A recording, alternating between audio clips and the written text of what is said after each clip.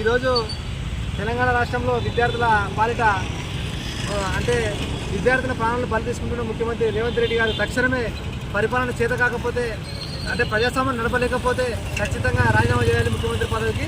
మరి ఇవాళ రాష్ట్రంలో గురుకుల విద్యార్థులు మరియు అదేవిధంగా మధ్యాహ్న భోజన పథకంలో అంటే బడుగు బలహీన వర్గాలు ప్రభుత్వ పాఠశాల చదువుతున్నటువంటి విద్యార్థులను కూటమి పెట్టుకుంటున్న రేవంత్ రెడ్డి నీకు పరిపాలన చేత కాకపోతే తక్షణమే నువ్వు ఈ పదవికి రాజీనామా చేయాలని డిమాండ్ చేస్తున్నాం. ఈ రోజు చూస్తూ ఉన్నాం రాష్ట్రంలో ఇప్పటికే 48 మంది విద్యార్థులను కూటమి పెట్టుకున్న పాపముగా కట్టుకొని ఈరోజు పేద ప్రజల్లో మరి కన్నీరు కార్పిస్తున్నటువంటి ముఖ్యమంత్రి నీకు సిగ్గుచేటు. ఇవాళ నువ్వు పరిపాలన చేయలేవు. ఎందుకంటే ఇప్పుడు నారాయణపేట జిల్లా మగనూరులో దాదాపు 30 మంది మొన్న ఫుడ్ పాయిజన్తో మళ్ళీ ఫుడ్ పాయిజన్ వచ్చి వాళ్ళ ఆసుపత్రి పాలైతే నువ్వేం చేస్తున్నావు? విద్యార్థుల పక్షాన విద్యార్థులకు మౌలిక సదుపాయాలు కల్పించేది పక్కకు పెట్టి ఈరోజు నువ్వు మూటలు మోసుకొని ఢిల్లీ పోయే పరిస్థితి ఉంది. తక్షణమే నువ్వు వెంటనే విద్యార్థులకి మరి మౌలిక సదుపాయాలు కల్పించాలి.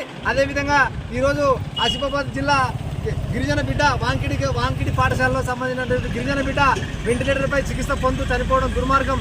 మరి అందులో భాగంగా ఈరోజు మా తెలంగాణ రాష్ట్ర విద్యార్థి విభాగం రాష్ట్ర అధ్యక్షుడు గెల్లి శ్రీనివాస్ యాదవ్ గారి నాయకత్వంలో నిన్న హైదరాబాద్లో సంక్షేమ భవన్లో ఉన్నటువంటి అధికారులకు పోయి వినతి పత్రం